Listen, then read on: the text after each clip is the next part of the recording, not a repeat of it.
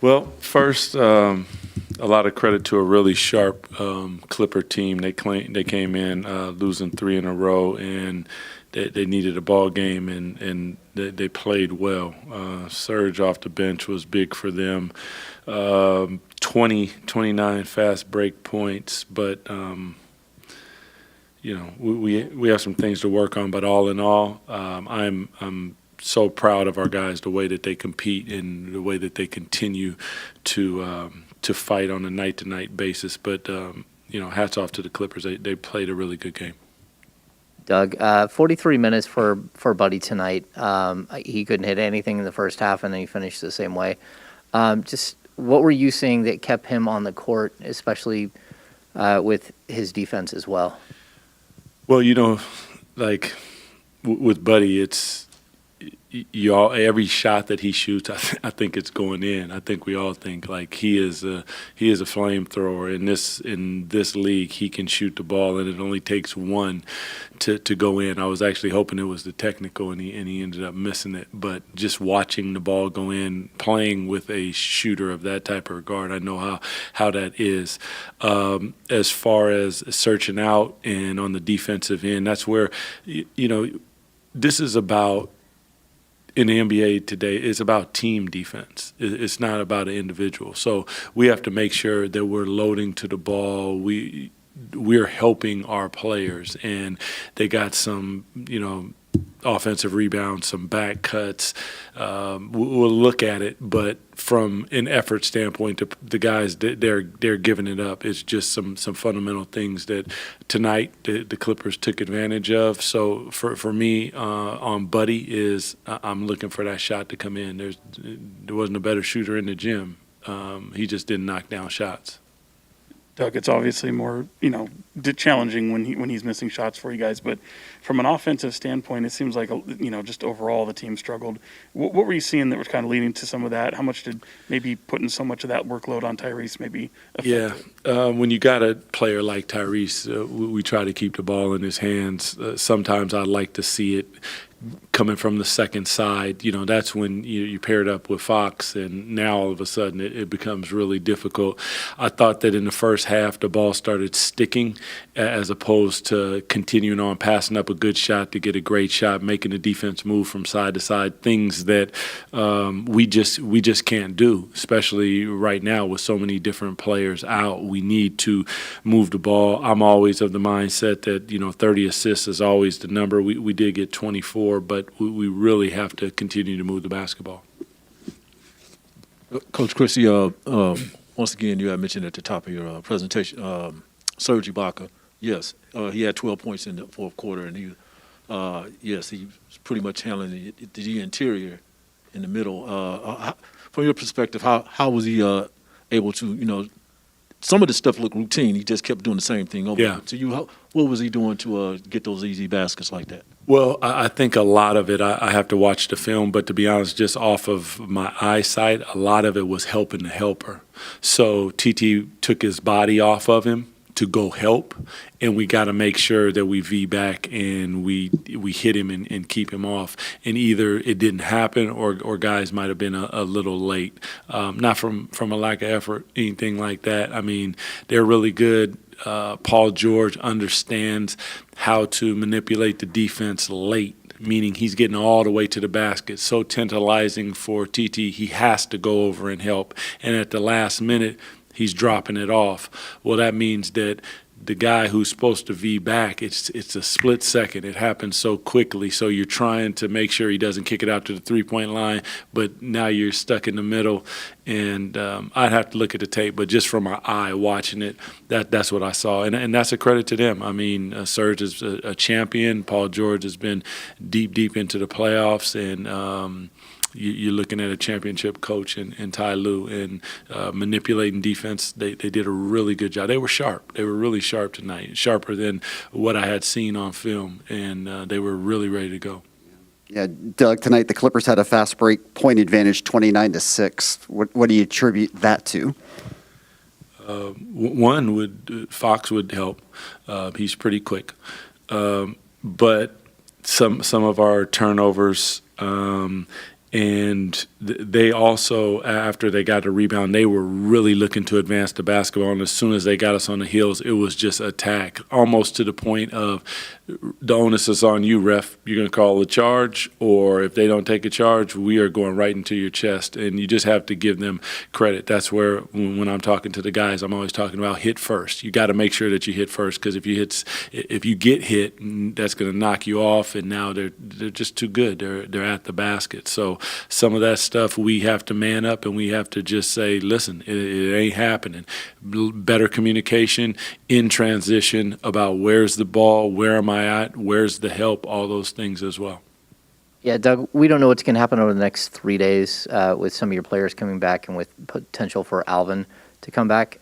If you do get people back, just what has this 5 games been like for you, this experience that you're getting, and how much are you taking in, so if you do get an opportunity down the line that you've taken notes and you're going to be ready?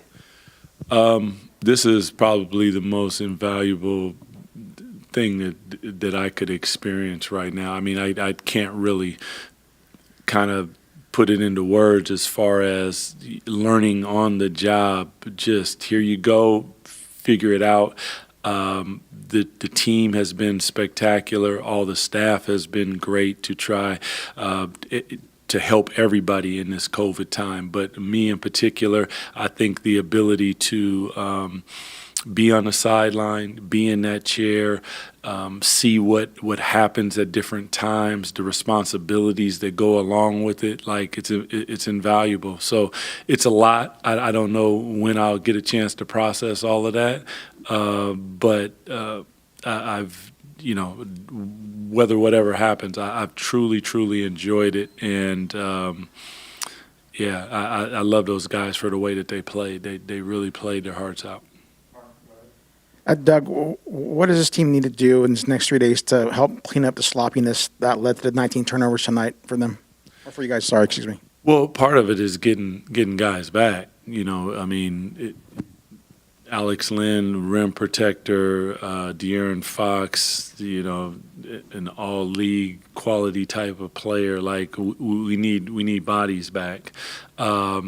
But it's attention to the small things, attention to detail. It's making sure where is the ball and where am I supposed to be?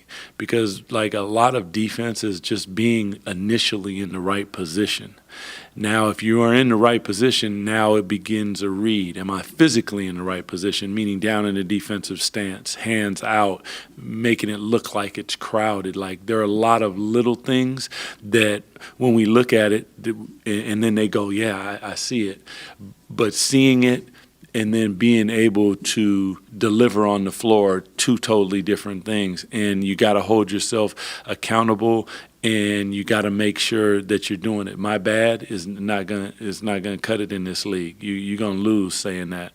So it's a work in progress. And when we get back and we're not turning the ball over defensively, we're pretty solid.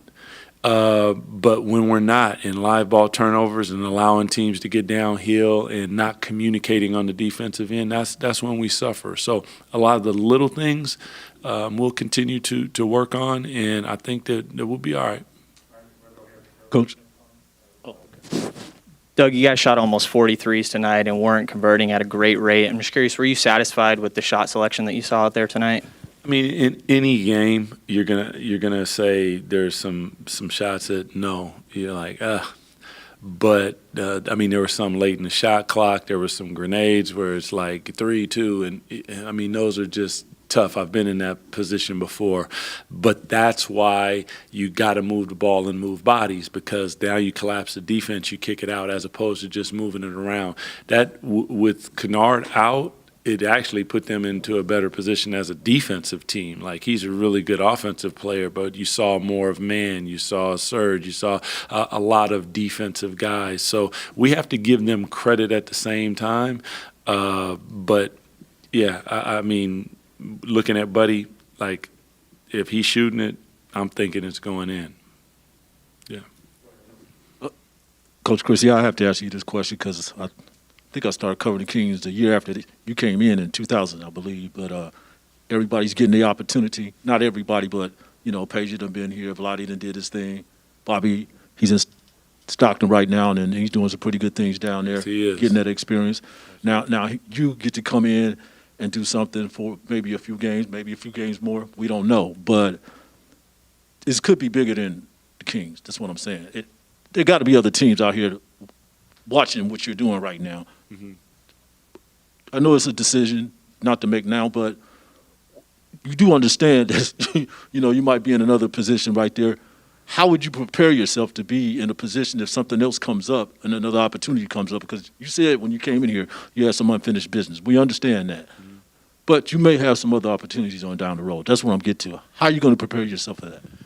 It kind of, Tony, goes to Ham's question. Like, for that, like all that I've learned in this, like I have to sit down and process it because it's been spectacular, man. I mean, it's been on the job learning, but I don't think like that. I'm more try to live in the moment, and what's for me will be for me. God gonna have me where He want me at, and that's always just kind of how I look. And I just say this has been invaluable. There's so much information that I have to process going forward, but understand that I still have a job to do. So it won't be processed right now. Doug, with Rashawn tonight coming back, was this about what you expected from coming off such a long layoff? I mean, with Rich, first of all, it's just incredible to see him back on the court, man. I mean, he's a warrior. So I didn't really know, to be honest with you, but I was totally happy with Rich. I mean, he's our guy. So like going forward, he's another one like HB, Rich, like he gives it up every time that he's on the floor. I don't worry about him at all. Like it's going to be a work in progress when you've been off that long trying to find everything and get the rhythm and all that type of stuff. So, that's not indicative of who Rich is. You know who he is for us. All you guys know what he does and what he brings. It won't be any different. He's going to need a little time to get how he wants it. And he's a pro's pro.